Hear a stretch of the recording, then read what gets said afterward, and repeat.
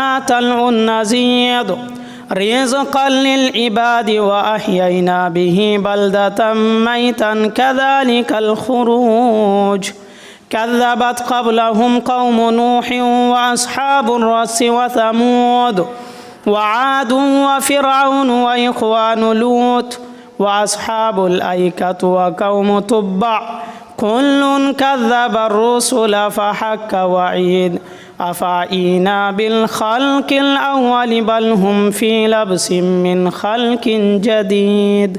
بارك الله لنا ولكم في القرآن المجيد ونفعنا وإياكم بآيات وذكر الحكيم إنه تعالى جواب ملك الرؤوف الرحيم.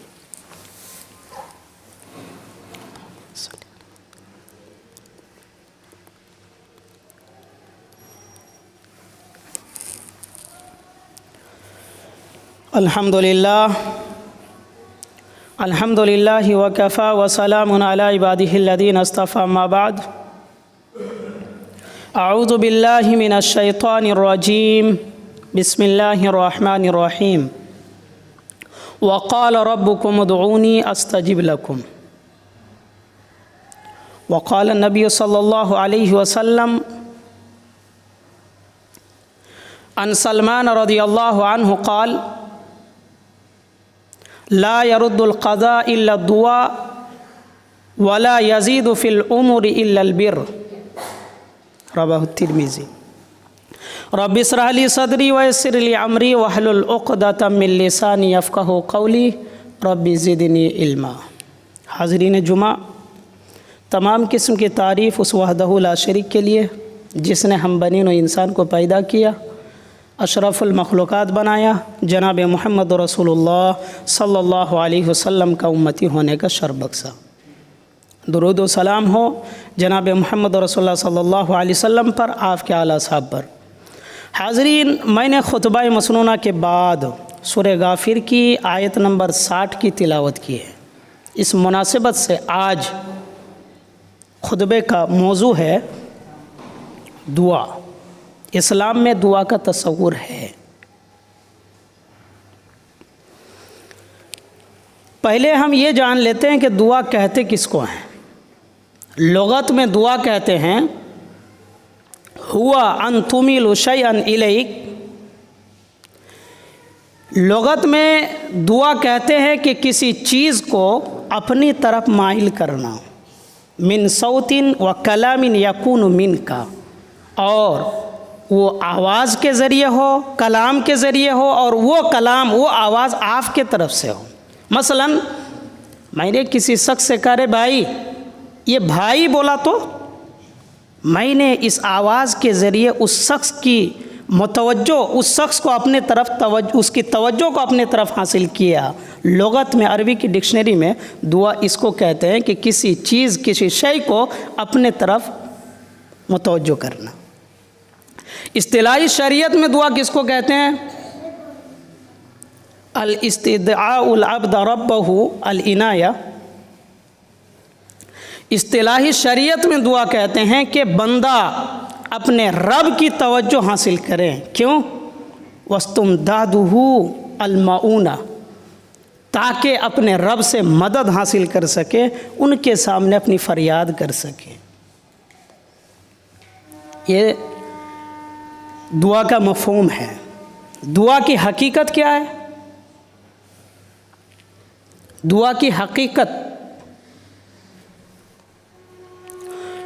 اللہ تعالیٰ نے قرآن مجید کی اس آیت کے اندر ارشاد فرمایا، نعمان ابن بشیر رضی اللہ عنہ عن نبی صلی اللہ علیہ وسلم قال الدعاء هو العبادہ وقال ربکم ادعونی استجب لکم ان الذین یستکبرون عن عبادتی سیدخلون جہنم داخرین۔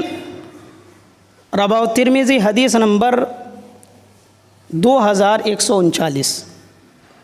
حضرت نعمان بن بشیر رضی اللہ عنہ کہتے ہیں کہ اللہ کے رسول صلی اللہ علیہ وسلم نے ارشاد فرمایا، الدعاء هو العبادہ، دعا ہی عبادت ہے۔ اور اس کے بعد آپ صلی اللہ علیہ وسلم نے سورہ غافر کی آیت نمبر 60 کی تلاوت کی، وَقَالَ رَبُّكُمُ ادْعُونِي أَسْتَجِبْ لَكُمْ، تم اپنے رب کو پکارو، اللہ تعالیٰ دعاؤں کو قبول کرتا۔ استجب لکم، دعاؤں کو قبول کرتا ہے۔ اس کے بعد کہا ان الذین یستکبرون عن عبادتی، جو شخص اللہ تعالیٰ کی عبادت سے تکبر کرے گا، یعنی دعا عبادت ہے، اور جو شخص دعا مانگنے سے اعراض کرے گا، سیدخلون جہنم داخرین، تو وہ جہنم کے اندر داخل ہوگا، اس کا ٹھکانہ جہنم۔ تو آیت اور احادیث دونوں سے واضح ہو گیا کہ دعا ایک عبادت ہے۔ دعا کی حقیقت کیا ہے؟ دعا حقیقت میں عبادت ہے۔ یہاں سے توحید کا بھی درس لے لیجئے۔ جس طریقے سے نماز ایک عبادت ہے، سجدہ ایک عبادت ہے، اللہ کے علاوہ کسی اور کے آگے سجدہ کرنا جائز نہیں ہے، شرک ہے، اسی طریقے سے اللہ کے علاوہ کسی اور کے در پہ جا کے دعا کرنا کہاں سے جائز ہو جائے گا؟ اس لیے کہ اللہ تعالیٰ خود کہہ رہا ہے ان الذین یستکبرون عن عبادتی، جو شخص میری عبادت سے تکبر کرے گا، اور عبادت سے مراد دعا ہے۔ یہ تو دعا کی حقیقت ہے کہ دعا حقیقت میں عبادت ہے۔ دعا کی روح کیا ہے؟ دعا کی روح تضرع، گڑ گڑانا، عاجزی، انکساری، اور یہ اتنی بڑی دولت ہے کہ یہ کبھی کبھی انسان کے اوپر آنے والی عذاب کو بھی ٹال دیتی ہے۔ دلیل فلولا اذ جاءهم بأسنا تضرعوا ولكن قست قلوبهم وزينا لهم الشيطان ما كانوا يعملون، سورۃ الانعام آیت نمبر 43۔ اللہ تعالیٰ نے فرمایا کہ نوح علیہ السلام کی قوم ہے، جب ان کے اوپر اللہ تعالیٰ کا عذاب آیا تو انہوں نے اللہ کے آگے تضرع کیوں نہیں کیا؟ اللہ کے آگے گڑ گڑایا کیوں نہیں؟ اللہ تعالیٰ کے سامنے گڑ گڑائے کیوں نہیں؟ فلولا اذ جاءهم بأسنا تضرعوا، جب قوم نوح پر اللہ کا عذاب آیا تو ان کو چاہیے تھا کہ وہ اللہ تعالیٰ کے آگے گڑ گڑاتے، اللہ تعالیٰ کے سامنے تضرع کرتے، ولیکن قست قلوبہم، لیکن ان کے دل سخت ہو گئے، وزینا لہم الشیطان ما کانوا یعملون، اور شیطان نے اس کے اعمال کو خوشنما بنا دیا، شیطان نے ان کے کرتوت کو خوشنما بنا دیا اور وہ اپنے کرتوت پر اڑے رہے۔ معلوم یہ ہوا کہ اگر قوم نوح عذاب کے وقت اللہ تعالیٰ کے آگے تضرع کر لیتے، گڑ گڑا لیتے، تو اللہ تعالیٰ اس کے اوپر سے عذاب کو ٹال دیتا۔ تضرع اتنی بڑی چیز ہے کہ یہ عذاب کو ٹال دیتی ہے اور تمام مشکلات اور تمام چیزیں حل کر دیتی ہے۔ دلیل حضرت موسیٰ علیہ السلام ہے، فرعون کے گھر میں پلے بڑے ہوئے، اب جب جوان ہو گئے تو کچھ حادثہ پیش آیا، گاؤں چھوڑ کے نکلے، مدین پہنچ گئے، ایک سائیدار جگہ پر کھڑے ہیں، اجنبی شہر ہے، کوئی جاننے والا ہے نہیں، دیکھا کہ چرواہے اپنی بکریوں کو پانی پلا رہے ہیں، حوض پر کنویں سے پانی پلا رہے ہیں، دو لڑکیاں ہیں سائیڈ میں کھڑی ہے، وہ اپنی بکریوں کو پانی نہیں پلا رہے۔ موسیٰ علیہ السلام اس کے پاس گئے، کہا کیا بات ہے؟ تو انہوں نے کہا کہ ہم اپنی بکریوں کو پانی نہیں پلاتے، یہاں تک کہ چرواہے اپنی بکریوں کو پانی پلا لے، انا ابونا شیخ کبیر، اس لیے کہ میرے باپ بوڑھے ہیں۔ حضرت موسیٰ علیہ السلام ان لڑکیوں کی بکریوں کو پانی پلا دیے، اس کے بعد فَسَقَىٰ لَهُمَا ثُمَّ تَوَلَّىٰ إِلَى الظِّلِّ، بکریوں کو پانی پلانے کے بعد اپنی جگہ پر واپس چلے گئے، اس سائے میں واپس چلے گئے۔ اب اللہ تعالیٰ سے دعا کر رہے ہیں، فَلَوْلَا، اس کے بعد اللہ تعالیٰ سے دعا کرتے، فَقَالَ رَبِّ إِنِّي لِمَا أَنزَلْتَ إِلَيَّ مِنْ خَيْرٍ فَقِيرٌ، یا اللہ آسمان کی طرف سے تیری نازل ہونے والے بھلائی، تیری نازل ہونے والی رحمت کا میں فقیر ہوں۔ انبیاء بنی اسرائیل کا معزز نبی جس کا ذکر قرآن مجید کے اندر سب سے زیادہ آیا ہے، وہ نبی یہ کہہ رہے ہیں کہ یا اللہ آسمان کے طرف سے نازل ہونے والی تیری بھلائی کا میں فقیر ہوں۔ عاجزی دیکھیے، انکساری دیکھیے، آج کل کے فقیر نہیں، آج جو فقیر ہم کو गांव चौराहे पे मिल जाते हैं, ये फ़कीर नहीं, इसलिए कि इनके लिबास बनावटी है, चीर फाड़ के आ जाते हैं, इनकी आवाज़ के अंदर वो कशिश नहीं है, इनकी आवाज़ भी बनावटी है, इनका चाल चलन भी बनावटी है। लेकिन अंबिया बनी इसराइल का मुअज़्ज़ज़ नबी हज़रत मूसा अलैहिस्सलातु वस्सलाम जैसे पैगंबर ये कह रहे हैं कि अल्लाह, आसमान की तरफ से नाजिल होने वाले भलाई का मैं फ़कीर हूँ। अल्लाह ताला ने उसकी दुआ को सुन ली, अल्लाह ताला ने उसके ऊपर ऐसी मदद नाजिल की कि हमारी और आपकी ज़िंदगी का जो मकसद है वो तमाम चीज़ें एक ही साथ अदा कर दिया, एक ही साथ अदा कर दिए। ये दो लड़कियां जब अपनी बकरी लेकर घर गईं तो उनके वालिद ने पूछा कि खिलाफ मामूल आज पहले कैसे आ गई हो। उनके वालिद ने बताया, इन लड़कियों ने अपने वालिद को बताई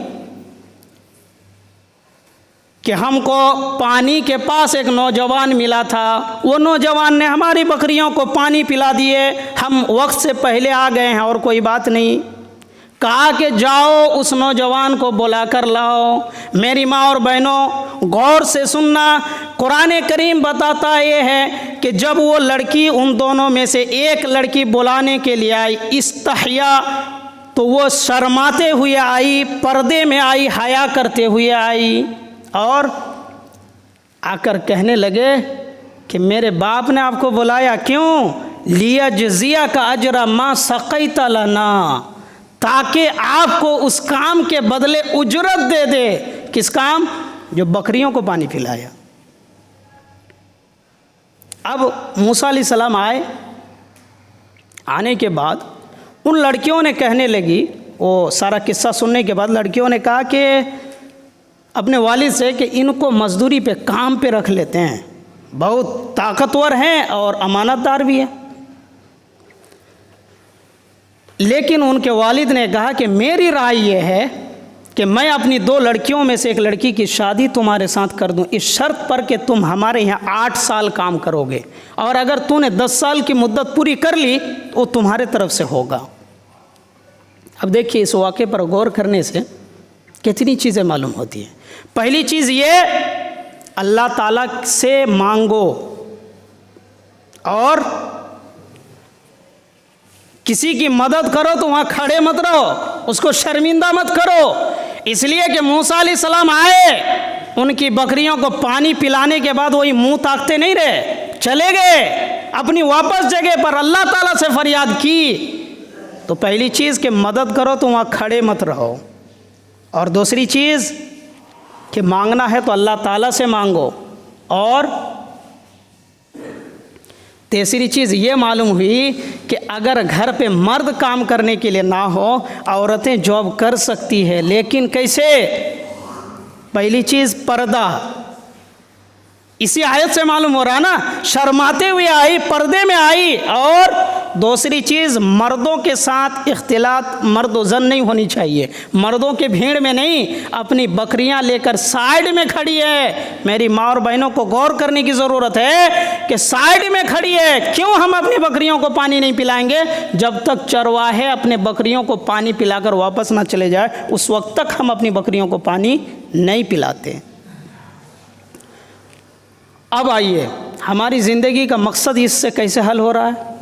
किसी भी साहब से सवाल करें कि भाई आपका ज़िंदगी का मकसद क्या है, तो ज़्यादा कुछ नहीं है, अच्छा घर बन जाए, अच्छी तिजारत, नौकरी, बिजनेस लग जाए और एक खूबसूरत घरवाली मिल जाए। ये 3 ही चीज़ें हैं ना, या इसके अलावा भी कुछ और मकसद होता है? इसके अलावा जितनी चीज़ें होती है वो सब फुरूई होती है, लेकिन ज़िंदगी का असल मकसद 3 चीज़ें हैं। मूसा अलैहिस्सलातु वस्सलाम ने अपने बारगाह इलाही में हाथ फैलाया, अल्लाह ताला से फरियाद की, या अल्लाह, आसमान की तरफ से नाजिल होने वाली तेरी भलाई का मैं फ़कीर हूँ। अल्लाह ताला ने उसकी दुआ कबूल की और तीनों चीज़ें एक साथ अता कर दिया, तीनों चीज़ें एक साथ अता कर दिए। पहली चीज़, रहने के लिए घर नहीं था, 10 साल के लिए रहने का ठिकाना दे दिया। दूसरी चीज़, नेक बीवी अता कर दिए। और तीसरी चीज़ ये कि 10 साल के लिए नौकरी भी फिक्स कर दी। मालूम यह हुआ कि जब मांगना हो तो अल्लाह ताला से, किसी और के पास नहीं। اور جب مانگیں گے تو عاجزی اور انکساری تضرع کے ساتھ، فائدہ کیا ہوگا؟ جیسے موسیٰ علیہ الصلوۃ والسلام کو نوکری چھوکری تمام چیزیں ساتھ مل گئی تو ہماری زندگی کا مقصد حل ہو جائے گا۔ ایک اور حدیث دیکھ لیتے ہیں ساتھ میں۔ راوی حدیث حضرت انس رضی اللہ عنہ، وہ کہتے ہیں اللہ کے رسول صلی اللہ علیہ وسلم نے فرمایا اذا دعا احدکم فلیعظم المسألہ، جب تم میں سے کوئی شخص دعا کریں فلیعظم المسألہ، تو وہ اپنی دعاؤں کو واضح طریقے سے کریں، واضح طریقے سے اللہ تعالیٰ سے سوال کرے کہ یا اللہ مجھے یہ دے دے، یا اللہ مجھے یہ دے دے۔ کوئی ایسا نہ کہے لا یقولن اللہم ان شئت فآتینی، یا اللہ اگر تو چاہے تو مجھے عطا کر دے، فإنہ لا مستقرہ لہ، اس لیے کہ اللہ تعالیٰ پر مواخذہ کرنے والا کوئی نہیں، اللہ تعالیٰ کو روکنے والا کوئی نہیں۔ اس لیے جب تم کو کسی چیز کی ضرورت ہو اللہ تعالیٰ سے واضح طریقے سے مانگ لو، اللہ تعالیٰ سے واضح طریقے سے سوال کرو، کوئی اس طریقے کا سوال نہ کرے کہ یا اللہ اگر تو چاہے تو مجھے عطا کر دے۔ رواه البخاری حدیث نمبر 6338۔ یہ دعا کا روح ہے، تضرع۔ باتیں بہت ہیں، بتانے کے لیے وقت کم پڑ جائے گا۔ دعا کا پاور کیا ہے میں جلدی جلدی بتاؤں گا، اب تفصیل کرنے کا وقت نہیں، اس لیے کہ خطبہ جمعہ مختصر ہوتا ہے۔ دعا کا پاور، حضرت سلمان رضی اللہ عنہ کہتے ہیں کہ اللہ کے رسول صلی اللہ علیہ وسلم نے فرمایا لا يرد القضاء الا الدعاء ولا يزيد في الامور الا البر، رواه ترمذی حدیث نمبر 2139۔ حضرت سلمان رضی اللہ عنہ کہتے ہیں کہ اللہ کے رسول صلی اللہ علیہ وسلم نے ارشاد فرمایا کہ تقدیر کا لکھا ہوا کوئی چیز بدل نہیں سکتی، تقدیر کو کوئی چیز بدل نہیں سکتی سوائے دعا کے، اور عمر میں کوئی چیز اضافہ نہیں کر سکتی سوائے نیکی کے۔ دیکھیے حدیث بالکل واضح ہے کہ انسان کا تقدیر نہیں بدل سکتا لیکن دعا بدل دیتی ہے، اور انسان کا عمر میں اضافہ نہیں کر سکتا مگر نیکی اس کے عمر میں اضافہ کر دیتی ہے۔ حدیث بالکل واضح ہے۔ صرف ایک بات بتا دیتا ہوں کہ اگر اس حدیث کو مزاج پر محمول کیا جائے تو کیا معنی نکلے گا۔ دیکھیے جہاں تقدیر میں یہ لکھا ہوا ہے کہ یہ بندہ اگر مسجد سے باہر گاڑی سے جائے ایکسیڈنٹ کر جائے گا، وہیں پر یہ بھی لکھا ہوا ہے کہ اگر یہ گاڑی سے نہ جائے تو ایکسیڈنٹ نہیں ہوگا، یا سفر کی دعا پڑھ لے تو ایکسیڈنٹ نہیں ہوگا، تو در حقیقت یہ دعا تقدیر کو بدل دیا۔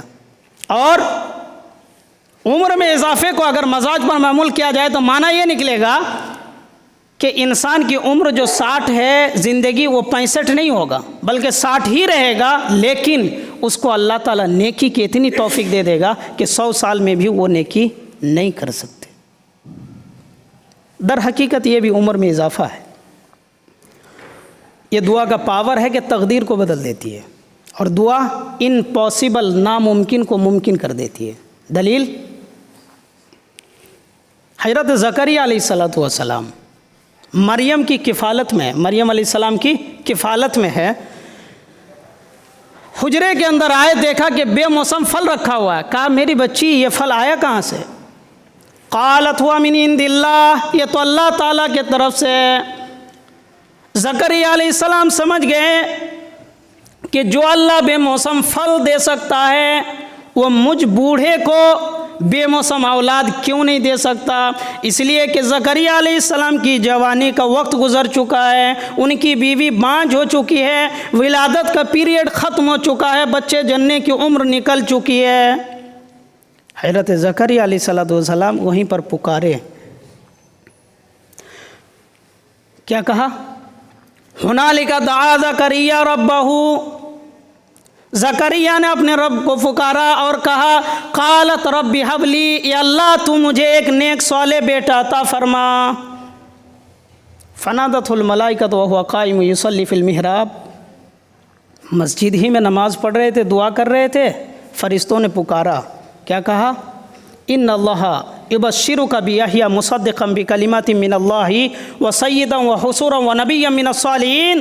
कहा कि ज़करिया तुम्हारे लिए खुशखबरी है एक नेक सालेह नबी कायद बेटे की जिसका नाम इसहाक होगा।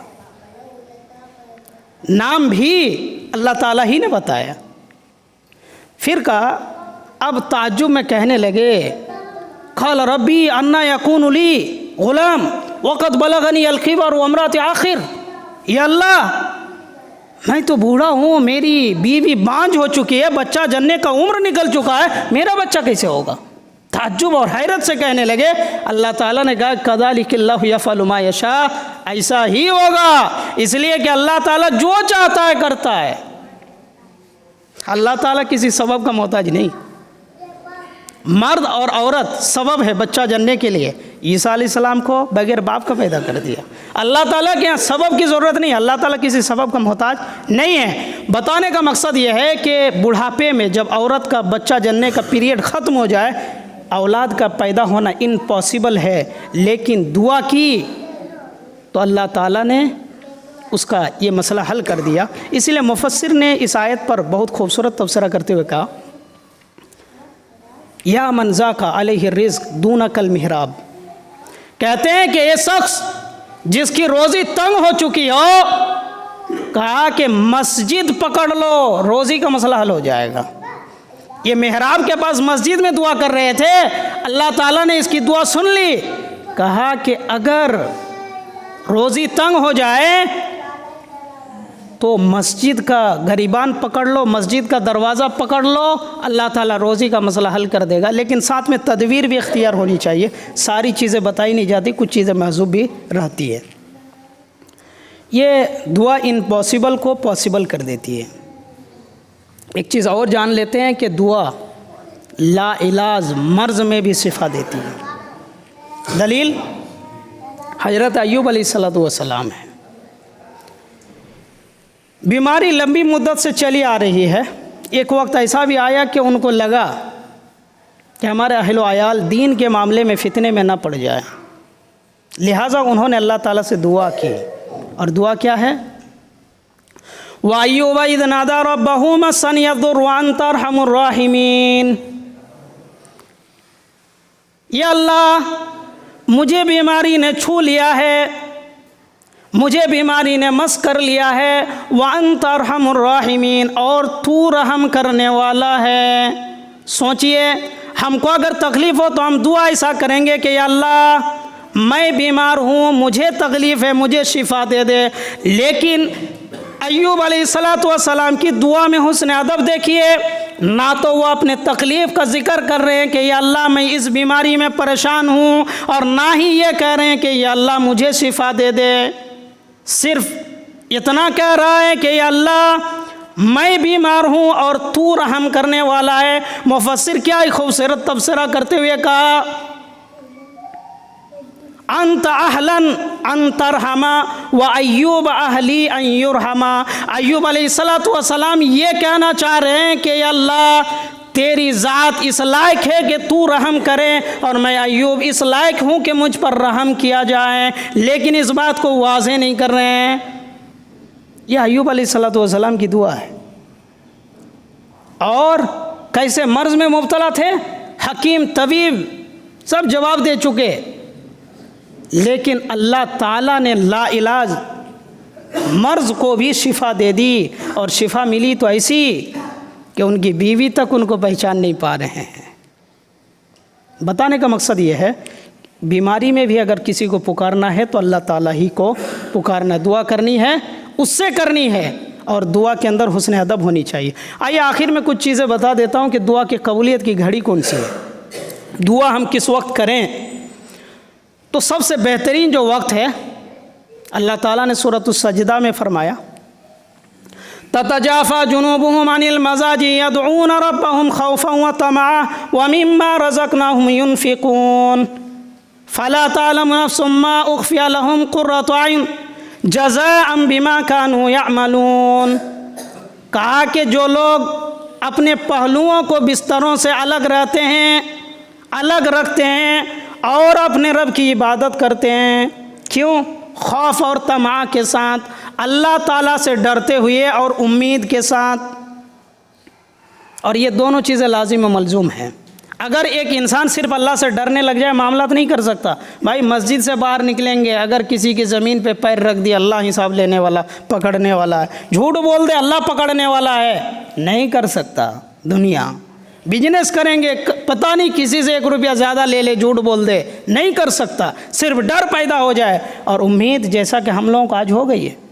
میں مسلمان پیدا ہوا ہوں اور اہل توحید گھرانے میں پیدا ہوا ہوں، جنت میرے لیے فکس ہے، چاہے ہم عمل کریں یا نہ کریں، یہ امید ہے۔ تو کہا کہ مومن کی پہچان یہ ہے کہ وہ رات میں نرم گرم بستروں سے اپنے آپ کو الگ رکھتے ہیں۔ کیوں؟ اللہ تعالیٰ کی ڈر بھی ہے کہ اللہ تعالیٰ پکڑنے والا ہے، اور امید بھی ہے کہ اللہ تعالیٰ جنت میں داخل کرے گا۔ تو کہا کہ یہ کام جو کرتے ہیں نا، رات کے آخری حصے میں عبادت کرتے ہیں، ان کو سب سے زیادہ تکلیف کس چیز کو ہوتی ہے معلوم ہے؟ آنکھ کو۔ اور یہ ایک ایسی عبادت ہے کہ دنیا کا کوئی آدمی دیکھتا نہیں ہے، بدلہ بھی اسی کیٹیگری کا ہونا چاہیے نا، لیبل کا بدلہ ہونا چاہیے۔ اللہ تعالیٰ نے کہا فَلَا تَعْلَمُ نَفْسٌ مَّا أُخْفِيَ لَهُم مِّن قُرَّةِ أَعْيُنٍ جَزَاءً بِمَا كَانُوا يَعْمَلُونَ۔ کہا کہ تم اعمال کرتے ہو سب سے چھپ کر، اور سب سے زیادہ تکلیف آنکھ کو دیتے ہو، تمہاری آنکھوں کی ٹھنڈک کے لیے ہم نے ایسا بدلہ رکھا ہے، کسی کو معلوم نہیں ہے۔ اور کیوں؟ آنکھوں کی ٹھنڈک کے لیے سب سے زیادہ تکلیف آنکھ کو، تو آنکھوں کی ٹھنڈک، اور سب سے چھپ کر تم نے عمل کیا تو بدلہ بھی ایسا ملے گا جو کسی کو معلوم نہیں ہے۔ ساتھ میں بخاری شریف کی ایک حدیث ہے، حدیث نمبر 1145، کہ اللہ تعالیٰ ہر آخری تہائی رات میں پہلے آسمان میں آ جاتے ہیں اور آ کے سوال کرتے ہیں، ہے کوئی مجھ سے سوال کرنے والا میں اس کو عطا کروں، ہے کوئی مجھ سے مدد طلب کرنے والا میں اس کی مدد کروں۔ تو رات کا آخری پہر دعا کی قبولیت کی گھڑی ہوتی ہے۔ اگر ہم کو وہ گھڑی مل جائے تو چاہیے کہ ہم زیادہ سے زیادہ دعا کریں، کسی بھی مشکل میں پھنسے ہوئے ہوں اسی وقت ہم کو دعا کرنی چاہیے، اور فرض نماز کے بعد دعا کرنی چاہیے۔ ہم یہ سمجھتے ہیں کہ فرض نماز کے بعد دعا نہیں ہے، نہیں، دعا ہے، لیکن طریقہ کیا ہوگا؟ محمد رسول اللہ صلی اللہ علیہ وسلم کا طریقہ ہوگا، اللہ تعالیٰ کا بتایا ہوا طریقہ ہوگا۔ دلیل فَإِذَا قُضِيَتِ الصَّلَاةُ فَاذْكُرُوا اللَّهَ قِيَامًا وَقُعُودًا وَعَلَى جُنُوبِكُمْ، سورہ نساء آیت نمبر 103، دیکھ لیجئے گا، ایک نئی چیز ہے۔ سورہ نساء آیت نمبر 103، اللہ تعالیٰ نے فرمایا کہ جب تم نماز پڑھ چکو، فَإِذَا قُضِيَتِ الصَّلَاةُ فَاذْكُرُوا اللَّهَ قِيَامًا، اللہ تعالیٰ کو یاد کرو، اللہ تعالیٰ کے اذکار کرو کھڑے ہو کر، وَقُعُودًا بیٹھے ہوئے، وَعَلَى جُنُوبِكُمْ حتیٰ کہ لیٹے ہوئے، لیٹے لیٹے پہلوؤں پر۔ اللہ تعالیٰ تو کہہ رہا نماز پڑھنے کے بعد دعا کرو، اور جب قرآن میں نماز کا ذکر بولا جائے نا، اس میں تہجد کی نماز اور نفل نماز مراد نہیں ہوتی ہے۔ فَإِذَا قُضِيَتِ الصَّلَاةُ فرض نماز مراد ہے۔ کہا کہ نماز پڑھنے کے بعد اللہ تعالیٰ کا اذکار کرو، کھڑے ہو کر، بیٹھ کر، نہیں تو پہلوؤں پر لیٹے لیٹے۔ تو فرض نماز کے بعد دعا کی قبولیت کی گھڑی ہے۔ دعا کا طریقہ کیا ہوگا؟ ترمذی شریف کی حدیث ہے، راوی حدیث حضرت فضالہ ہے، وہ کہتے ہیں کہ ایک صاحب مسجد کے اندر آئے، آ کر نماز پڑھ لی جلدی جلدی اور دعا کرنے لگے، یا اللہ مجھ پر رحم فرما، یا اللہ میری مدد کر، وغیرہ وغیرہ۔ اللہ کے رسول نے کہا کہ اجلت ایھا المصلی، تو نے دعا مانگنے میں جلدی کر دی۔ کہا کہ اذا صلیت فقدت، جب نماز پڑھ لے آرام سے بیٹھ جا۔ اس کے بعد کہا کہ فحمد اللہ، اللہ کی تعریف کر، یا اللہ تو رحمان ہے، تو معاف کرنے والا ہے، تو غفار ہے، جو اللہ تعالیٰ کا اسماء حسنہ ہے وہ تمام چیزیں الحمدللہ بھی پڑھ سکتے ہیں۔ کہا کہ اللہ کی تعریف کر۔ اس کے بعد وصلی علیہ، مجھ پر درود بھیج، یعنی درود کا حق نبی صلی اللہ علیہ وسلم کا ہے۔ اس کے بعد کہا کہ اب اللہ تعالیٰ سے سوال کر۔ راوی حدیث کہتے ہیں کہ ہم بیٹھے ہی ہوئے تھے کہ ایک اور صاحب آئے بعد میں، انہوں نے نماز پڑھی اور اسی طریقے سے دعا کی جو اللہ کے رسول نے بتائی۔ تو اللہ کے رسول نے کہا کہ یہ جو بعد میں آدمی آئے ہیں اس پر تعجب ہے، یعنی دعا کے قبول کرانے کا طریقہ اور دعا مانگنے کا طریقہ کیا ہے؟ تو کہا کہ دعا مانگنے کا طریقہ یہ ہے کہ ہم پہلے اللہ تعالیٰ کی تعریف سے شروع کریں، نبی صلی اللہ علیہ وسلم پر درود بھیجیں، اس کے بعد ہم اپنا سوال رکھیں تو بارگاہ الہی میں مستجاب ہے۔ اور ایک تبصرہ میرے طرف سے، الدعاء من قلب واسط فهو مستجاب، کوئی بھی پریشانی ہے آپ کو، آپ اللہ تعالیٰ سے بارگاہ الہی میں دل کی گہرائی سے آواز نکلیے، اللہ تعالیٰ کے ہاں قبول ہونے والی ہے۔ دعا ہو مستجاب، دعا دل کی گہرائی سے نکلنے والی آواز ہے، اسی لیے اللہ کے رسول صلی اللہ علیہ وسلم نے کہا کہ کسی مظلوم کی بد دعا نہیں لینا، اس لیے کہ جب دل سے آہ نکلتی ہے لیس بینہ و بینہ حجاب، تو اللہ اور بندے کے درمیان کوئی پردہ حائل نہیں ہوتی۔ تو آخر میں تمام باتوں کا خلاصہ یہ ہے کہ ہم کو دعا ایک عبادت ہے، اللہ تعالیٰ ہی سے کرنی ہے، اللہ کے علاوہ کسی اور سے نہیں کرنی ہے۔ اتفاق دیکھیے کہ اللہ کا ایک بندہ نے دعا کی اپیل کی ہے، اس کی آنکھ کی روشنی چلی گئی ہے، انہوں نے دعا کی درخواست کی ہے۔ ہم سب نے مکمل درس اور مکمل خطبہ دعا ہی کے تعلق سے دعا کی فضائل مسائل پر سنی ہے۔ اللہ تعالیٰ سے دعا کرے کہ اللہ اپنے بندے کی آنکھ کی روشنی واپس کر دے، یا اللہ ہم سب کے گناہوں کو معاف کر دے، یا اللہ ہم سب کو 5 وقتہ نمازی بنا دے، یا اللہ ہمارے نوجوانوں کو 5 وقتہ نمازی بنا دے، اور دین کی فقاہت، دین کی سربلندی کے لیے ان سب کو چن لے۔ یا اللہ ہم سب سے دین کی خدمت لے، یا اللہ ہمارے گناہوں کو معاف کر دے، یا اللہ ہمارے والدین کو ہمارے لیے سراپا رحمت بنا، ہمارے بچوں کو آنکھوں کی ٹھنڈک بنا، یا اللہ ہمارے بھائی جو کل ہمارے ساتھ تھے آج نہیں ہے، یا اللہ ان کے قبر میں کوئی عذاب ہو رہا تو ان کے قبر کے عذاب کو دور کر دے، یا اللہ ان کی مغفرت فرما دے، ان کے درجات کو بلند فرما، یا اللہ ہم سب کے لیے جنت الفردوس میں اعلیٰ سے اعلیٰ مقام تعمیر فرما۔